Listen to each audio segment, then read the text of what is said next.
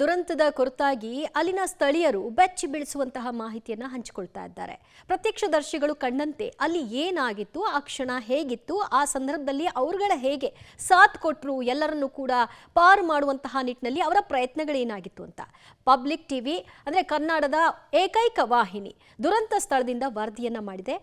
Public ಟಿವಿಯ ಜೊತೆಗೆ ಜನ ಹಂಚಿಕೊಂಡಂತಹ ಬೆಚ್ಚಿ ಬೀಳಿಸುವಂತಹ ಅಂಶಗಳೇನು ವರದಿ ಇದೆ, ನೋಡ್ಕೊಂಡು ಬನ್ನಿ. ಏರ್ ಇಂಡಿಯಾ ವಿಮಾನ ದುರಂತದ ಭೀಕರ ಕ್ಷಣ, ದುರಂತ ಸ್ಥಳದಿಂದ ಪಬ್ಲಿಕ್ ಗ್ರೌಂಡ್ ರಿಪೋರ್ಟ್. ಸ್ಥಳೀಯರು ಹೇಳಿದ್ದೇನು, ಆ ಕ್ಷಣದಲ್ಲಿ ಆಗಿದ್ದೇನು? ಕನ್ನಡದ ಏಕೈಕ channel public TV ground report. Air India ವಿಮಾನದ ಭೀಕರ ಕ್ಷಣವನ್ನು ಪಬ್ಲಿಕ್ ಟಿವಿ ಮುಂದೆ ಸ್ಥಳೀಯರು ಬಿಚ್ಚಿಟ್ಟಿದ್ದಾರೆ. ವಿಮಾನ ಅಪಘಾತ ಸಂಭವಿಸಿದ ದುರಂತ ಸ್ಥಳದಿಂದ ಕನ್ನಡದ ಏಕೈಕ channel public TV ground report ಮಾಡಿದೆ. ಈ ವೇಳೆ ಘಟನೆ ಹೇಗಾಯಿತು, ಆ ಕ್ಷಣದಲ್ಲಿ ಅಲ್ಲಿ ಆಗಿದ್ದೇನು ಎಂಬುದರ ಬಗ್ಗೆ ಎಳೆಯಾಗಿ ಪಬ್ಲಿಕ್ ಟಿವಿ ಮುಂದೆ ಮಾಹಿತಿ ಬಿಚ್ಚಿಟ್ಟಿದ್ದಾರೆ. ನನ್ನ ತಲೆ ಮೇಲೆ ಫ್ಲೈಟ್ ಹೋಯ್ತು, ಮೂರ್ಛೆ ಹೋದ ಅನುಭವ. ವಿಮಾನ ದುರಂತದ ವೇಳೆ ಆದ ಆ ಕ್ಷಣದ ಘಟನೆಯ ಭೀಕರತೆಯನ್ನು ಪ್ರತ್ಯಕ್ಷದರ್ಶಿ ಕೋಮಲ್ ಎಳೆಯಾಗಿ ಬಿಚ್ಚಿಟ್ಟಿದ್ದಾರೆ. ವಿಮಾನ ನನ್ನ ತಲೆ ಮೇಲೆ ಹಾರಿ ಹೋಯ್ತು. ನನಗೆ ಕೆಲಕಾಲ ಮೂರ್ಛೆ ಬಂದಂತಾಯ್ತು. ಎಚ್ಚರಗೊಂಡು ನೋಡಿದಾಗ ಕೆಲವೇ ಕ್ಷಣಗಳಲ್ಲಿ ಬೆಂಕಿಯುಂಡೆ ಆವರಿಸಿತು ಎಂದು ಪಬ್ಲಿಕ್ ಟಿವಿ ಜೊತೆ ಘಟನೆಯ ಕರಾಳತೆ ಬಿಚ್ಚಿಟ್ಟಿದ್ದಾರೆ. मैं जब छत पे कपड़े लेने आई तभी मेरे सामने ही विमान आ रहा था। मैंने सोचा इतना पास क्यों आ रहा है विमान। देखते देखते मैंने तो ऊपर ही आ गया विमान और हवा से मेरे को फेंक दिया इधर और मैं नीचे गिरी, तुरंत ही ब्लास्ट हुआ पीछे। हाँ बिल्कुल मेरे पास से गुजरा है, मेरे ऊपर से समझ लो। मैं इधर खड़ी थी, उधर ही कैबिन है उसके पहले ही गुजरा है और इतनी हवा तेज थी ना, इधर से मैं इधर जाके गिरी। जो ये पिल्ली ना होती ना टाँके की, तो मैं नीचे गिर पड़ती हवा से। वो मतलब फ्लाइट का तेज हवा के हाँ बहुत तेज हवा, एकदम पास से गिरा, बहुत तेज हवा थी। तो इधर से मैं इधर जाके गिरी। बेहोश हो गए थे? हाँ मेरे कमर में जोर से लगा था और मेरे को सीजनल ऑपरेशन है वो भी मेरे को दर्द होने लगा। थोड़ी देर के लिए बेहोश हो गए थे? हाँ जैसे शरीर में जान ही नहीं है, ऐसा सुन पड़ गया है मेरा शरीर। फिर सभी लोग भाग गए ब्लॉक में से, तेज से आवाज आया जैसे बॉम्ब ब्लास्ट हो रहा है वैसा आवाज आया। फिर कोई घर पे नहीं था, सब काम धंधे पे चले गए थे। एकदम ब्लास्ट हुआ तब मैं ये पकड़ के खड़ी हुई तो बहुत इधर तो सब विनाश हो गया था, कुछ दिख नहीं रहा था, सब धुआं आग सा हो गया था। फिर मैं आहिस्ता नीचे गई, मेरे बच्चे अकेले थे, उसको लेके मैं नीचे फिर गई। ಆ ಕ್ಷಣ ಭಯಾನಕವಾಗಿತ್ತು. ಭೂಕಂಪನದ ಅನುಭವ ಆಯ್ತು. ವಿಮಾನ ಅಪ್ಪಳಿಸಿದ ಆ ಕ್ಷಣ ತುಂಬಾ ಭಯಾನಕವಾಗಿತ್ತು ಎಂದು ಪಬ್ಲಿಕ್ ಟಿವಿ ಜೊತೆ ಪ್ರತ್ಯಕ್ಷದರ್ಶಿ ರೇಖಾ ಹೇಳಿದ್ದಾರೆ. ವಿಮಾನ ಬಿದ್ದಾಗ ಭೂಕಂಪನ ಆಗಿದಂಗೆ ಆಯ್ತು. ಮನೆಗಳು ಶೇಕ್ ಆಗಿ ಊಟದ ತಟ್ಟೆ ಟೇಬಲ್ ಅಲುಗಾಡಿತು. ಸಿಲಿಂಡರ್ ಬಂದ್ ಮಾಡಿ ಮನೆಯಿಂದ ಹೊರಗೆ ಬಂದೆವು. ಹಾಸ್ಟೆಲ್ನಲ್ಲಿ ಸಿಲಿಂಡರ್ ಸ್ಫೋಟದ ಸದ್ದು ಕೇಳಿಸಿತು ಎಂದು ವಿವರಿಸಿದರು. उसके साथ पूरे ये जो हमारा घर है ना पूरे से वाइब्रेंट हो रहा था, मानो कि बहुत तेज भूकंप आया। वैसे जो हम टेबल खा रहे हैं, जो थाली है पूरे यूं हिल रही है, दरवाजे बंद चालू हो रहे हैं, खिड़कियाँ मतलब ऐसे मतलब हिल रही थी। फिर उसी के साथ में तेज एकदम बॉम्ब ब्लास्ट जैसा आवाज़ आया। उसी के साथ हम लोग बाहर निकले, बाहर जाके देखा तो मतलब कि यहाँ पर बॉम्ब ब्लास्ट जैसा आवाज़ आया और ऊंची आग की लपटें उठ रही हैं, ऊंचे मतलब धुआं काफ़ी ऊंचे उड़ रहे थे। पहले तो हमें समझ में नहीं आया कि किस प्रकार का प्लेन है, क्या है। ऐसा धुआएं बड़ी ऊंची धुआएं की लपटें वो हो रही है। उसके बाद हमको लगा कि कहीं हमारे साइड आग ना फैल जाए, इसलिए हम लोग ने अपना जो गैस है वो ऑफ किया। क्योंकि यहाँ पर है ना धड़ाधड़ी जो बड़ा जो ब्लास्ट हुआ उसके बाद भी 3-4 काफ़ी सिलेंडर फटे हैं। इसके बाद भी छोटे भी ब्लास्ट मतलब जो सिलेंडर के ब्लास्ट भी बहुत सारे हुए। ಊಟಕ್ಕೆಂದು ಮನೆಗೆ ಬಂದಿದ್ದೆ, ವಿಮಾನ ದುರಂತ ಕಣ್ಣಾರೆ ಕಂಡೆ. ಇನ್ನು ಮನೆಗೆ ಊಟಕ್ಕೆಂದು ಬಂದಿದ್ದಾಗ ಏಕಾಏಕಿ ಸ್ಫೋಟದ ಸದ್ದು ಕೇಳಿಸಿತು. ಹೊರಗೆ ಬಂದು ನೋಡಿದಾಗ ದಟ್ಟ ಹೊಗೆ ಆವರಿಸಿಕೊಂಡಿತ್ತು.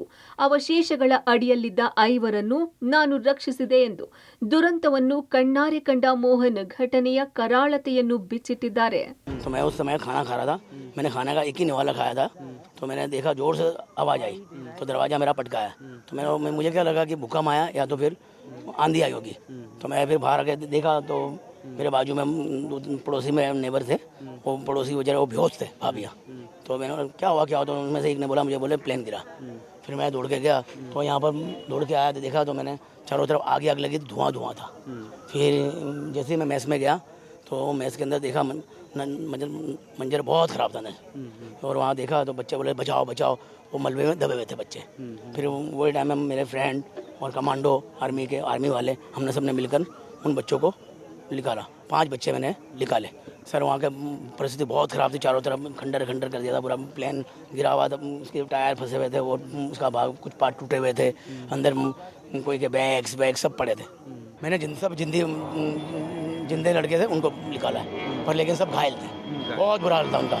कोई क्या पाँव में लगी थी, कोई क्या हाथ में लगी थी, चलने की स्थिति नहीं थी। फिर उनको हमारे पास स्टेशन था, हम लोगों ने क्या करा, बेड में ले जाकर एम्बुलेंस में छोड़ दिया। ಇಂಡೋ ಪಾಕ್ ವಾರ್ನ ಶಬ್ದ ಕೇಳಿದ್ವಿ, ಏನೋ ದಾಳಿ ಆಯ್ತು ಎಂದು ಭಯಗೊಂಡ್ವಿ. ವಿಮಾನ ಪತನವಾದ ಶಬ್ದ ಹೆಂಗಿತ್ತು ಅಂದ್ರೆ ಭಾರತ ಪಾಕಿಸ್ತಾನ ಯುದ್ಧದ ಶಬ್ದ ಕೇಳಿದಂತಾಯ್ತು.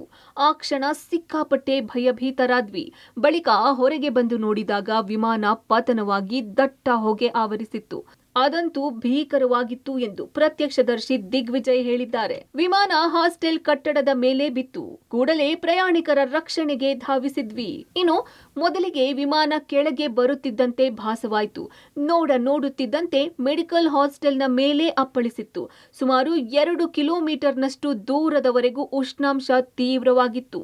ಆದ್ರೂ ಪ್ರಯಾಣಿಕರ ರಕ್ಷಣೆಗೆ ಧಾವಿಸಿದ್ವಿ ಎಂದು ರಾಕೇಶ್ ಸಿಂಗ್ ಹೇಳಿದ್ರು. तो जैसे सर जो ब्लास्ट हुआ तो पहले जैसे एक पेड़ से टकराया तो जो स्पीड कम डाउन हुई और जाके बिल्डिंग मेस जो है उसका डॉक्टरों का मेस है उससे टकराई और जैसे टकराई वो लैंड पे आ गई। हम लोग फिर दौड़ के आए भी, लेकिन उसमें इतना गर्म वातावरण था कि पूरा करीब सराउंडिंग 2-3 किलोमीटर बिल्कुल धुआं जैसे कुछ हो रहा है कहीं, इसलिए लोगों ने कुछ आने का प्रयास किया, कुछ नहीं किया। जिन्होंने अपनी जान जोखिम डाल करके लोगों का हेल्प किया और ये बहुत बड़ी क्षतिपूर्ण है। आज तक गुजरात के इतिहास में ऐसा कभी हुआ नहीं है, लेकिन सब किस्मत की बात होती, जो जहाँ इसकी मौत होती है वो होना ही होता है। लेकिन मैं ये कह रहा हूँ कि ठीक है, यहाँ का जो माहौल था उसमें बहुत अफरा तफरी का था, पूरा धुआं हो गया था। हमें पास में ही था तो एकदम लगा कि धुआं हो गया बहुत ऐसा। तो मेरे को पता चला कि प्लेन क्रैश हुआ है, तो यहाँ आसपास आया लेकिन यहाँ नहीं आ पाया। सोशल वर्कर हूँ तो तुरंत मैंने सिविल हॉस्पिटल गया। तो सिविल हॉस्पिटल में जो डेड बॉडी का जो मर्चरी है वहाँ पे जो सिचुएशन था, चारों बाजू खाली एम्बुलेंस आ रहा था और आधा जला पूरा जला ऐसे जो डेड बॉडी आ रहे थे। ना वहाँ पे कोई क्लास था ना कुछ था, सब एक ही जैसे ये थे। तो इतना दर्दनाक जो घटना जो है वो यहाँ पे कभी ऐसा हुआ भी नहीं है और कभी ऑल ओवर वर्ल्ड में भी ऐसा घटना एकदम तुरंत नहीं हुआ है। और यहाँ पे जो माहौल एकदम ऐसा बन गया, तो अभी भी जैसे क्या है कि समुच जैसे कर्फ्यू लग जाता है ना मन में, ऐसा कर्फ्यू हो गया सबके मन में, जैसे पूरा एकदम ಬ್ಲಾಂಕ್ ಹೋಗಿ ಸಬ್ಕೆ ಮನ್ ಮೇ. ವಿಮಾನದ ಮುರಿದ ಬಾಗಿಲಿನಿಂದ ಓಡಿ ಬಂದೆ. ಹೊರ ಬಂದಾಗ ಸ್ವಲ್ಪ ಬೆಂಕಿ ಹೊತ್ತಿಕೊಂಡಿತ್ತು. ಸಾವನ್ನೇ ಗೆದ್ದ ರಮೇಶ್ ವಿಶ್ವಾಸ್ ಹೇಳಿಕೆ. ವಿಮಾನ ದುರಂತದಲ್ಲಿ ಸಾವನ್ನೇ ಗೆದ್ದ ರಮೇಶ್ ವಿಶ್ವಾಸ್ ಕುಮಾರ್ ಮೊದಲ ಬಾರಿಗೆ ಪ್ರತಿಕ್ರಿಯೆ ನೀಡಿದ್ದಾರೆ. ನಾನು ವಿಮಾನದ ಮುರಿದ ಬಾಗಿಲಿನಿಂದ ಓಡಿ ಬಂದೆ. ಎಮರ್ಜೆನ್ಸಿ ಡೋರ್ ನನ್ನ ಸೀಟ್ ಕಿತ್ತು ಹೋಗಿತ್ತು. ನಾನು ಹೊರ ಬಂದಾಗ ಸ್ವಲ್ಪ ಬೆಂಕಿ ಹೊತ್ತಿಕೊಂಡಿತ್ತು. ನಂತರ ಬ್ಲಾಸ್ಟ್ ಆಯ್ತು ಎಂದು ಘೋರ ಕ್ಷಣದ ಮತ್ತಷ್ಟು ಮಾಹಿತಿಯನ್ನು ಗಾಯಾಳು ರಮೇಶ್ ವಿವರಿಸಿದ್ದಾರೆ.